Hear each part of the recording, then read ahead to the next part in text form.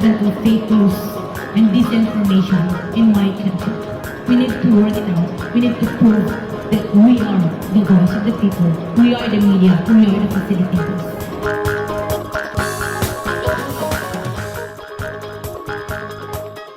Abril 27, tuig 2021, mayong buntag newsliners, aniya ng mga balita nga nahagpat sa Newsline Philippines and Information Center. Ako si Paul Palacio. Tutok na!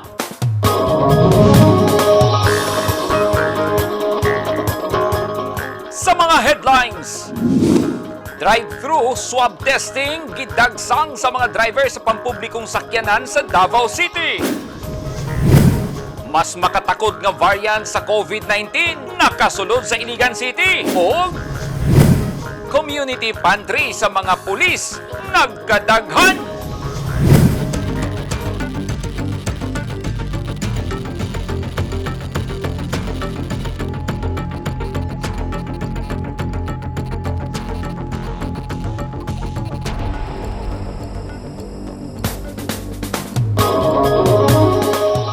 Sa detalye sa ato mga balita, na alarma ang mga medical health workers sa Iligan City tungod sa nadiskubrihang variant sa COVID-19 nga mao ang P3 variant nga mas makatakod o makamatay hilabi na sa mga senior citizen. Busa gipaamping pa ang katawhan sa Iligan aron dili mukatag ang bag-ong variant sa COVID-19. Ani ang report ni Divina Suson. Giauhag sa Iligan Medical Society ang kagamhanang lokal sa Iligan nga mangandam sa dakong posibilidad sa pagtaas sa ihap sa kumpirmadong kaso sa COVID-19 sa syudad. Kini human makumpirma ni adtong miaging semana nga nakasulod na sa Iligan ni adtong nakalabayng bulan sa Marso ang P3 variant o ang mas taas nga klase sa COVID-19. Sumala ni Dr. Lionel Quitos, ang nag-inusarang infectious disease specialist sa Iligan, bisag dili pa variant of concern ang na-detect nga virus apan angayan na kining pangandaman sama sa pagdugang sa bed capacity ug uban pang mga gamit sa mga tambalanan. Ma'am, na yung variant of concern na po yung variant under investigation. Okay. Kani siya is, mahulog pa siya nga variant under investigation. Kani mo gusto lang ang mga variants, mami. Mas infectious, mas dagang tigulang matakdan, mas dagang pupapatay. Kanang mga anang nga variant, muna sila responsible sa mga grabe nga surge. Sumala ni Quitos, ang ngayon na usab mahuman ang 20 million pesos nga testing laboratory nga unang gipasalig sa kagamhanang lokal nga mahuman og buksan ni adto pang Disyembre 2020. Padayon ang pahimangno sa mga eksperto ngadto sa katawhan nga ipadayon ang pagsunod sa minimum public health standards ug uban pang health protocol aron magpabiling luwas sa COVID-19. Divina Suson, Newsline Philippines, Iligan City. Stay safe. Gidagsang ang unang adlaw sa drive-thru swabbing sa mga driver sa pampublikong sakyanan sa Davao City. Nga usa sa mga paagi sa gobyerno sa Davao sa ilang surveillance sa COVID-19 aron mapugnan ang pagkatag sa virus. Ani ang report ni Regine Claire Aras. Wala pa'y pamahaw ang 68 anyos nga driver nga si Alfredo Banuno. Kay buot niyang makauna sa linya sa Crocodile Park para sa free swab testing sa mga driver sa Davao City. Ingon ani kadaghan ang tao sa Crocodile Park para magpa-swab test. Kini ang unang adlaw para sa drive-thru swabbing sa mga drivers sa mga pampublikong sakyanan dinhi sa Davao City. Ang uban, nangadlawon pa og adto sa Crocodile Park kung asa gimuntar ang drive-thru nga surveillance sa COVID-19 sa syudad. Diinta ng driver sa pampublikong sakyanan ang kinahanglan ma-swab test. Alas 5:30, alas 6 dihan namin kanina. Gamay pa mi hanto na naghan. Wa pay igora nang inom og kape nya wa pay pamahaw. 12 ka adlaw magpabilin ang drive-thru para sa COVID-19 swab testing. Kinisubay sa gipagawas nga executive order nga gipirmahan ni Davao City Mayor Sara Duterte Carpio nga nagtumong nga hatagan og heightened surveillance ug response ang kaso sa COVID-19 sa public ground transport ug delivery services sa syudad. Lakip sa maswab test ang mga taxi drivers, van drivers, jeepney drivers, habal-habal o motorcycle drivers, tricycle drivers, bus drivers ug drivers sa mga food ug online item delivery services. Si Isagani Balbuten, usa ka PUG driver, wala magduha-duha nga magpa-swab test kay alang sab kini sa iyang kaayuhan. Nanawagan pa kini sa iyang mga kaubang driver nga magpa-swab test sab. Nalipay ko nga na maswab mi, at least masiguridad ang mga tao nga ingani maswab test mi nga waday mi nga wami ka kaulian sa mong pag-swab test, ditso mi tuloy-tuloy ang mong pag-drive. Kani ang first time nga magpa-swab test? Kini po ang first time nga magpa-swab test sa mga driver. Enta mo ani na tanan kay para matistingan tanan. Gikan alas 8 hangtod alas 11 sa buntag. Lunes hangtod Sabado ang swab testing nga matapos sa Mayo 8, 2021. Nanawagan og kooperasyon sa mga driver ang lokal nga gobyerno sa Davao City. Regine Claire Araz, Newsline Philippines. Stay safe. Giampo sa mga Muslim sa Davao City karong bulan sa Ramadan ang proteksyon sa mga Pilipino batok COVID-19.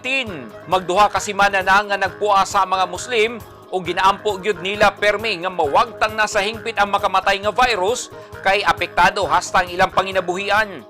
Matud ni Abdul Jalil Taha ang imam sa moske sa Barangay 23-C Mini Forest Boulevard, Davao City. Mas arang-arang na ang selebrasyon nila sa Ramadan karon kaysa milabay nga tuig nga wala gyud sila tugti nga makasulod sa moske tungod sa virus. Kini og bisan limitado lang ang makasulod sa moske.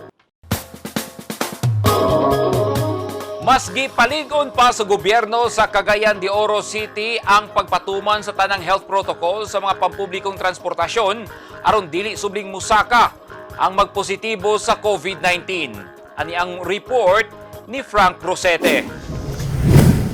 Subling gihingusgan sa RCB o Regulatory Compliance Board o Roads and Traffic Administration dinis sa Cagayan de Oro ang pagpatuman sa health protocol batok COVID-19 sulod sa mga pampublikong transportasyon.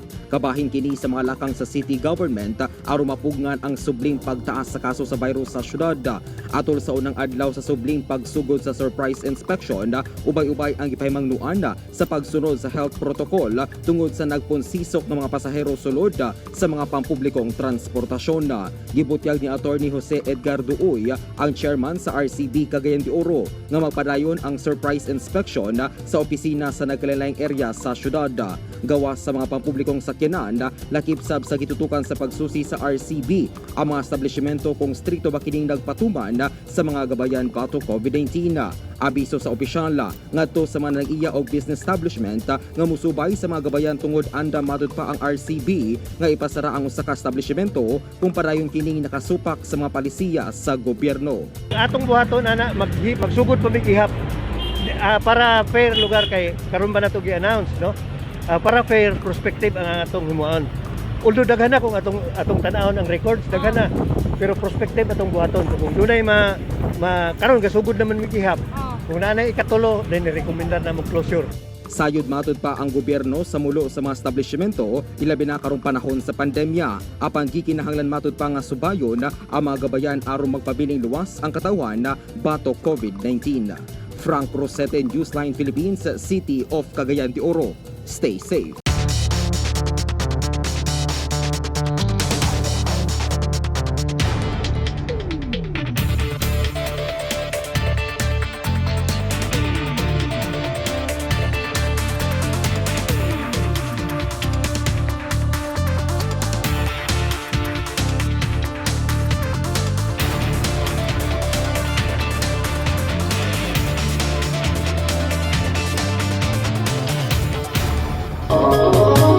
This portion is brought to you by Rizal Memorial Colleges. Mahinungdanon sa militar ubos sa 102nd Brigade sa Philippine Army ang pagpahigayon og programa sa Magpet, Cotabato Province nga gipungunahan sa kanhi rebelde atol sa ika-48 nga anibersaryo sa National Democratic Front of the Philippines kon NDFP. Ani ang report ni Lizel Banga. Nais naming maibahagi sa inyo ang impormasyon na ito, lalo na sa mga kabataang mag-aaral. Pagsulti sa kamatuoran bahin sa organisasyong CPP-NPA-NTF. Kini ang tumong sa pagpresentar sa 102nd Infantry Brigade sa mga kanhing rebelde ni adtong adlawng Sabado sa buntag sa Magpet, North Cotabato atol sa pagsaulog sa ika-48 nga anibersaryo sa National Democratic Front of the Philippines kon NDF. Tumong sa pagpresentar ngadto sa mga magsisibya aron ipakaylap ug ipaabot sa katawhan ilabi na sa kabatanunan ang tinuod nga katuyuan sa nahisgotang organisasyon. Gipresentar sa kasundaluhan naapruhan sila Mary Jane Piduchino alias Ka Aba nga taga Davao del Sur, Randy Masayon alias Ka Dudes nga taga Arakan, Cotabato, Joy James Sagino alias Ka Amihan og Priel Buok alias Ka Yano nga pulos taga Davao City, og silang upat adunay mga dagkong posisyon sa grupo. Nakita sa kanhi rebelde nga si Ka Amihan ang mga maayong serbisyo nga gihatag sa gobyerno sa katawhan og nakamatngon nga walay mahatag nga kaayuhan ang pakigbatok sa gobyerno. And then here comes EU70. I was surprised. Si Gov, si Congressman, si Mayor, the DA, the TESDA, they are all converged in one undertaking to end local communist armed conflict. Na-feel din na ako, isa na ako doon siguro, katanong ko yung na-feel na ako nga, mo ni gobyerno. It's not a government city-based, but it's a government bringing itself to the people. Base sa kumpirmasyon ni Ka Amihan, adunay 18 ka mga underground organization ang National Democratic Front of the Philippines.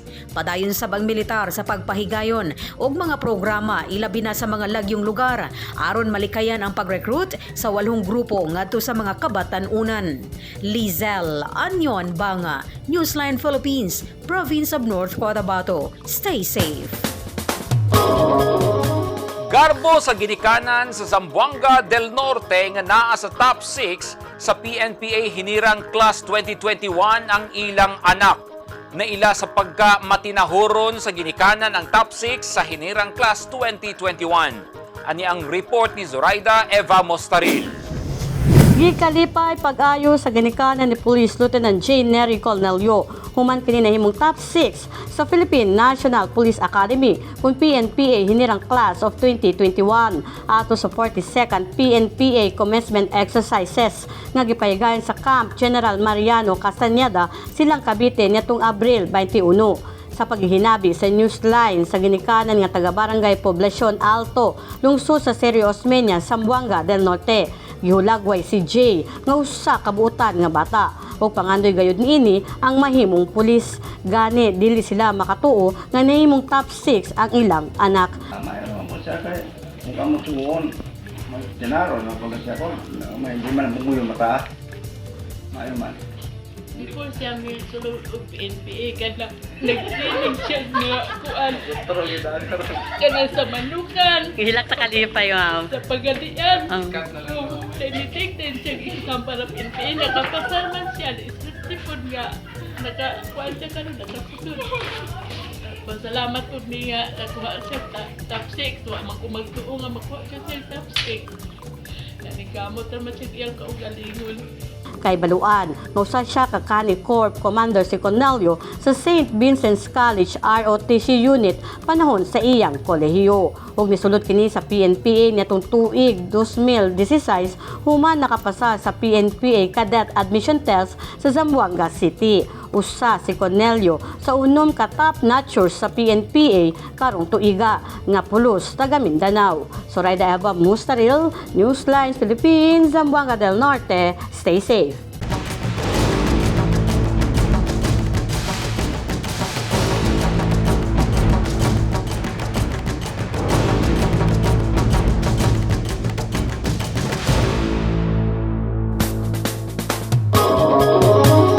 This portion is brought to you by Toyota.